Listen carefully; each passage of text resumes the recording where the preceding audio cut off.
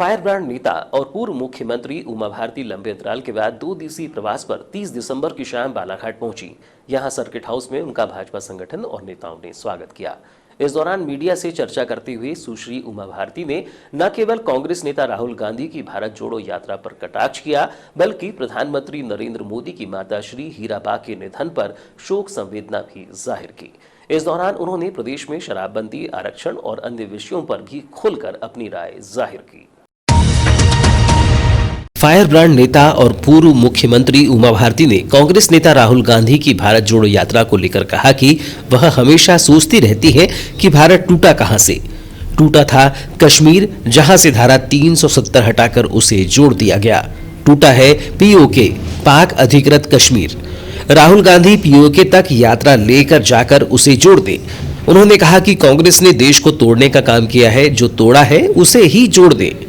मैं आज तक सोचे जा रही हूँ कि भारत टूटा कहाँ से है। सच्ची बता रही हूँ, मतलब कौन सी चीज़ है जो जोड़नी है। टूटा था कश्मीर, तो हमने धारा 370 हटा दी।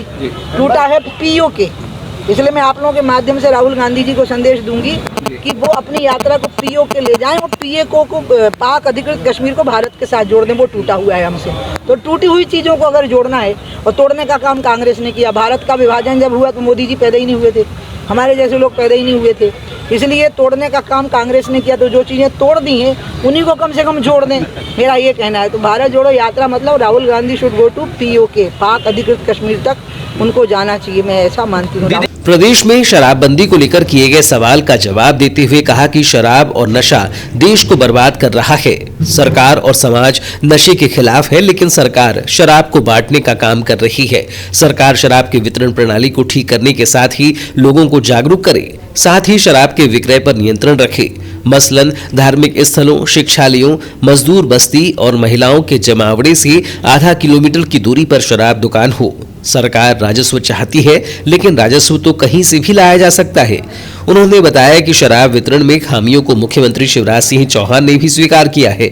मेरे हिसाब से तो धरती में शराब होना ही नहीं चाहिए। मैं जो चाहती हूँ वो मैं कर लेती हूँ। गंगा पे लगी तो मंत्रालय बन गया, शराब पे लगी तो शिवराज जी ही सहमत हो गए और सरकार ने रिकॉर्ड बना दिया। साहब शिवराज जी ने किसी जन अभियान को सरकार अपने हाथ में ले ले और अपना अभियान बना ले, इसलिए शिवराज जी का अभिनंदन होना चाहिए।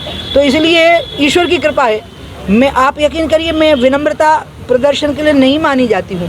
मुझे लोग बहुत घमंडी मानते हैं, मैं विनम्रता का प्रदर्शन नहीं कर रही, मैं हकीकत आपको बता रही हूँ। मुझे बुद्धि नहीं है, मुझे समझ नहीं है, लेकिन मेरे अंदर निष्ठा है, दृढ़ता है, और जिस चीज़ को मुझे लगे कि ये बिल्कुल सही है तो मेरे को ये मान करके मैं चलती हूँ कि अगर ये बात सही है तो मुझे इस रास्ते को नहीं छोड़ना। हम बोलेंगे ही नहीं, क्योंकि फिर वो चीज़ ना फ्लोट करती है और वो चीज़ डोमिनेट कर जाती है। नहीं, अभी बहुत बड़ी बातें हुई हैं, ये बिल्कुल उमा भारती का कोई महत्व ही नहीं है। और महत्व इस बात का है कि शराब देश को बर्बाद कर रही है, और शराब और नशा दोनों देश को बर्बाद कर रहे हैं, लेकिन दोनों में एक अंतर है। नशा के खिलाफ सरकार और समाज दोनों हैं, लेकिन शराब को बांटने का काम सरकार कर रही है। तो वो सरकार पहले अपनी वितरण प्रणाली को ठीक कर ले और साथ में जागरूकता अभियान भी चलावे। दोनों बातें एक साथ हो। अपनी वितरण प्रणाली को सरकार ठीक कर ले, नियंत्रित वितरण प्रणाली। अब कभी उनके साथ रहे केंद्रीय मंत्री प्रहलाद पटेल को लेकर किए गए सवाल के जवाब में उन्होंने कहा कि प्रहलाद मोदी को मैं नहीं जानती, मैं तो केवल प्रधानमंत्री नरेंद्र मोदी को जानती हूँ। पार्टी में उन्हें तवज्जो नहीं दिए जाने के सवाल का जवाब देते हुए उन्होंने कहा कि मैं किसी नेता के सर्टिफिकेट या सील से नेता नहीं बनी हूं। मैं गरीब आदमी के बगल में खड़ी हो जाती हूं और झोपड़ियों में रहने वालों ने मुझे मसीहा बनाया है। हालांकि मुझ में नेता बनने की योग्यता नहीं है। मैं स्वयं को महामूर्ख और बुद्धू चंद मानती हूँ। मैं कोई बड़ी नेता नहीं हूँ और ना ही मैं इस गुमान में रहती हूँ। ना ही मुझे कोई सराहना चाहिए और ना ही तवज्जो। देश में नेतृत्व तो परिवर्तन होना चाहिए, इसको लेकर आप क्या सोचते हैं, क्या देखते हैं? मैं इसमें कुछ नहीं बोलने वाली हूँ। प्रहलाद मोदी कौन है मैं नहीं जानती, मैं खाली नरेंद्र मोदी को जानती हूँ। ठीक है। आरक्षण के सवाल पर उन्होंने कहा कि गरीब सवर्ण को भी 10% का आरक्षण मिलना चाहिए और ये आरक्षण न केवल शासकीय बल्कि प्राइवेट सेक्टर में भी मिलना चाहिए। उन्होंने कहा कि आरक्षण पर मतभेद होने के बाद लोग कोर्ट जाएंगे और कोर्ट तथ्यों, तर्कों और संवैधानिक मर्यादाओं के तहत काम करता है और एसटी, एससी और ओबीसी के आरक्षण को कम नहीं किया जा सकता है। मेरा मानना है कि पूरी दुनिया अभावग्रस्त और सुविधायुक्त लोगों लोगों के बीच बंट गई है। एक तरफ गरीब एसटी, एससी, ओबीसी और सवर्ण हैं, जबकि दूसरी ओर प्राइवेट और शासकीय अस्पताल या प्राइवेट या शासकीय स्कूल जाने वाले लोग हैं। शुरू से ही मैंने एक बात कही कि 10% आरक्षण जो कथित सवर्ण वर्ग कहलाते हैं लेकिन वो गरीबी की मार झेल रहे हैं, उनको भी 10% आरक्षण मिलना चाहिए, और वो भी सरकारी सेक्टर में भी और प्राइवेट सेक्टर में भी। मैं इसका पूर्णतया समर्थन करती हूँ, पूर्णतया। अब बात रही कोर्ट की, तो देखिए कोर्ट में तो लोग जाएंगे, तो कोर्ट तो आपके हिसाब से नहीं चलेगा। कोर्ट तर्कों को और तथ्यों पर और संवैधानिक मर्यादाओं को ध्यान में रख करके ही कोर्ट चलेगा। लेकिन हमें इस बात का ध्यान रखना है कि एसटी, एससी और ओबीसी के अलावा सवर्णों में भी एक बहुत बड़ा तबका है जो गरीब है, तो उसमें कम से कम 10% लोगों को ही अगर हम आरक्षण दें उन लोगों को, और हम सरकारी नौकरियों में भी दें और प्राइवेट सेक्टर में भी हम उनको दें, मैं इसका पूर्णतया समर्थन करती हूँ। लेकिन एसटी, एससी और ओबीसी का आरक्षण 1% भी कम नहीं हो सकता है, फिर तो युद्ध हो जाएगा इस बात। तो उसको कम किए बगैर हम सवर्णों को 10% आर्थिक आधार पर आरक्षण दें, क्योंकि वो भी गरीबी का सामना कर रहे हैं। बस अंतर ये है कि पिछड़े एसटी, एससी गरीबी और अपमान दोनों का सामना करते हैं, और सवर्ण वो हैं वो जो गरीबी और अभाव का सामना करते हैं। चांगुटोला क्षेत्र अंतर्गत ग्राम घुनाड़ी में बीती रात खेत में बन रहे मकान और जानवरों की रखवाली के लिए निवास कर रहे कृषक तूप सिंह इनवाती की तेंदुए के हमले से मौत हो गई, जिसका सुबह शव रक्त रंजित हालत में पुलिस ने बरामद किया। इस दौरान वन विभाग के लामता भाग 1 के सहायक परिक्षेत्र अधिकारी वनपाल सहित अमला मौजूद था। घटना की जानकारी के बाद जिला पंचायत पूर्व सदस्य एवं वन सभापति मालती मस्कोली भी पहुंची थी। घटना की शुरुआत में वन विभाग द्वारा वन्य प्राणी के हमले से होने की बात स्वीकार नहीं की थी, लेकिन शव की सूक्ष्मता से जांच और तेंदुए के शव से कुछ दूरी पर मिले पदचिन्ह के बाद वन विभाग ने स्वीकार किया कि मृतक किसान की मौत वन्य प्राणी तेंदुए के हमले से हुई है, जिसके बाद नियमानुसार वन विभाग द्वारा मृतक के परिजनों को तात्कालिक रूप से 10,000 रुपये की आर्थिक सहायता प्रदान की है। साथ ही नियमानुसार प्रकरण बनाने पर मिलने वाले उचित मुआवजे का भरोसा दिलाया है। वहीं सोमिल भगत द्वारा भी परिजनों को आर्थिक मदद की गई है। फिलहाल मृतक का शव बरामद कर पुलिस ने उसे पीएम के लिए भिजवा दिया है। बताया जाता है कि घटना लामता परिक्षेत्र के भाग 1 के कक्ष क्रमांक 1277 की है, जहां खेत में जल रहे अलाव के पास कृषक तूप सिंह इनवाती सोया था। पत्नी अनीता इनवाती ने बताया कि बीते कुछ दिनों से पति तूप सिंह इनवाती खेत में रहते थे। परिक्षेत्र अधिकारी रोशनलाल पटवार ने बताया कि मृतक की बॉडी एवं गले में वन्य प्राणी तेंदुए के दांत और नाखून के निशान मिले हैं। वहीं शव से 50 मीटर दूरी पर तेंदुए के पदचिन्ह भी मिले हैं, जिससे प्रतीत होता है कि वन्य प्राणी तेंदुए के हमले से तूप सिंह इनवाती की मौत हुई है। फिलहाल पीएम रिपोर्ट का इंतजार है, जिसके मिलते ही वन्य प्राणी से होने वाली जनहानि पर नियमानुसार प्रदाय किए जाने वाला मुआवजा मृतक के परिवार को प्रदान किया जाएगा। पूर्व जिला पंचायत सदस्य एवं वन सभापति मालती मस्कोले ने बताया कि पहली बार क्षेत्र में ऐसी घटना सामने आई है। घटना की जानकारी के बाद मैं यहां पहुंची, देखा तो मृतक किसान का शव पड़ा था। चूंकि तेंदुए के पदचिन्ह मिले हैं, जिससे साफ है कि तूप सिंह की मौत हिंसक वन्य प्राणी के हमले से हुई है। परिवार में पत्नी, बेटी और बेटे हैं। परिवार काफी गरीब है। मृतक परिवार के प्रति हमारी पूरी संवेदना है। हम चाहते हैं कि वन विभाग ऐसे मामले में त्वरित कार्यवाही करते हुए मृतक के परिजनों को तात्कालिक सहायता और मुआवजा जल्द से जल्द प्रदान करे। यहीं पे रहते थे क्या? हाँ जी, यहीं पे रहते थे। 3 साल से ही रहते 3 साल से। जो घटना हुआ है उस पे क्या कहना चाहेंगे आप? जैसे कि वन्य प्राणी वगैरह किसी ने शिकार किया, ऐसा कुछ जानकारी? नहीं, किसी का शक नहीं रखते। वन्य प्राणी से ही? हाँ, शक नहीं रखते।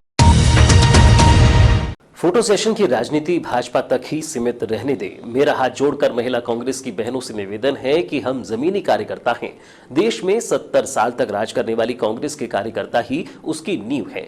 भाजपा की कथनी और कथनी में अंतर है, जबकि कांग्रेस जो कहती है वह करती है। ये बात बालाघाट महिला कांग्रेस प्रभारी और महिला कांग्रेस प्रदेश सचिव नीलू शुक्ला ने कही। जिला कांग्रेस कार्यालय में प्रभारी नीलू शुक्ला ने महिला कांग्रेस की बहनों से परिचय प्राप्त किया। इस दौरान महिला कांग्रेस को संबोधित करते हुए उन्होंने कहा कि आगामी 2023 में प्रदेश में अध्यक्ष कमलनाथ के नेतृत्व में कांग्रेस पूर्ण बहुमत के साथ सरकार बनाएगी, जिसके लिए प्रदेश अध्यक्ष कमलनाथ ने महिला कांग्रेस को विशेष जिम्मेदारी सौंपी है। आज वह प्रथम दौरे पर महिला कांग्रेस की बहनों से परिचय प्राप्त करने पहुंची हैं। अब जो महिला कांग्रेस के कार्यक्रम होंगे वह बड़े स्तर पर होंगे। उन्होंने बताया कि प्रदेश अध्यक्ष कमलनाथ द्वारा आगामी 26 जनवरी से हाथ जोड़ो अभियान चलाया जाना है, जिसके लिए महिला कांग्रेस प्रदेशाध्यक्ष विभा पटेल ने महिला कांग्रेस के पदाधिकारियों को जिम्मेदारी सौंपी है। प्रभारी नीलू शुक्ला ने बताया कि हाथ जोड़ो अभियान के तहत चौपाल, पदयात्रा और अन्य कार्यक्रम आयोजित किए जाएंगे, जिसमें महिला कांग्रेस की बड़ी जिम्मेदारी है और ऐसे निर्देश भी मिले हैं। इस दौरान उन्होंने गांव में महिला कांग्रेस द्वारा स्वास्थ्य शिविर और विधिक साक्षरता शिविर के आयोजन भी कराए जाने की बात कही। जी, माननीय कमलनाथ जी प्रदेश अध्यक्ष हमारे और विभा पटेल जी महिला कांग्रेस प्रदेश अध्यक्ष के आशीर्वाद से आज मुझे बालाघाट का प्रभारी नियुक्त किया गया है, जिसके लिए आज मैं ये प्रथम दौरा है मेरा बालाघाट के लिए। क्या रणनीति बना रही है आगे? अब चुनाव भी आ रहे हैं क्योंकि अब महिलाओं की भागीदारी इस बार कमलनाथ जी ने विशेष हम लोगों को जिम्मेदारी दी है 2023 के चुनाव के लिए। तो हमारा पूरा प्रयास रहेगा कि इस बार महिला संगठन हर क्षेत्र पे मजबूत हो और 2023 में कमलनाथ जी की सरकार बना के दें हम। इस दौरान प्रभारी के हस्ते महिला कांग्रेस में पदाधिकारी बनाए गए महिलाओं को नियुक्ति पत्र भी प्रदान किए गए। साथ ही भाजपा छोड़कर कांग्रेस की रीति नीति से प्रभावित होकर कोसमी पंचायत पंच पूर्णिमा शिवहरे को कांग्रेस की सदस्यता दिलाकर महिला कांग्रेस परिवार में शामिल होने का स्वागत किया गया। कार्यक्रम के अंत में दूध की बढ़ती कीमतों, महिला अत्याचार और महंगाई के खिलाफ सीएम शिवराज सिंह चौहान का सांकेतिक पुतला दहन किया गया। इस दौरान अंजू जायसवाल, दुर्गा कसार, शहर महिला कांग्रेस जिला अध्यक्ष संध्या पटेल, रचना लिल्हारे, प्रवक्ता विद्या परिहार, जुबेदा अंसारी, शानू राय सहित जिले से पहुंची सभी ब्लॉक अध्यक्ष, उपाध्यक्ष, सचिव, सहसचिव एवं कार्यकर्ता महिलाएं उपस्थित थीं। प्रतिवर्षानुसार इस वर्ष भी कन्नापुर में सूर्योदय स्पोर्टिंग क्लब के तत्वाधान में ऑल इंडिया वॉलीबॉल प्रतियोगिता का शुभारंभ निकिता मंडलोई, अनुविभागीय अधिकारी राजस्व किन्नापुर, शोभना ठाकुर तहसीलदार किन्नापुर, श्रुति चौधरी मुख्य कार्यपालन अधिकारी जनपद पंचायत किन्नापुर, शिव पूजन मिश्रा थाना प्रभारी किन्नापुर सहित समस्त प्रशासनिक विभागों के अधिकारी एवं स्थानीय जनप्रतिनिधि के मुख्य आतिथ्य में किया गया। इस संदर्भ में टूर्नामेंट समिति के उपाध्यक्ष मुकेश सिंह चौहान ने बताया कि 30 दिसंबर 2022 से 1 जनवरी 2023 तक 3 दिवसीय ऑल इंडिया वॉलीबॉल प्रतियोगिता का आयोजन किया गया है। उक्त वॉलीबॉल प्रतियोगिता में प्रथम पुरस्कार 25,000 रुपये एवं शील्ड तथा द्वितीय पुरस्कार 15,000 रुपये एवं शील्ड प्रदान किया जाएगा।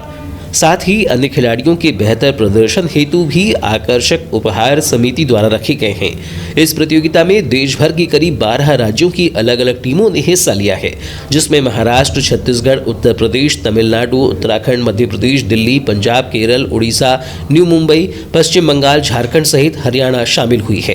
कंटिन्यू 2000 से जब से सूर्योदय स्पोर्टिंग वॉलीबॉल क्लब का गठन हुआ है, जब से हमारी जो टूर्नामेंट समिति है किन्नापुर की, उसके नेतृत्व में यह टूर्नामेंट आयोजित होता है।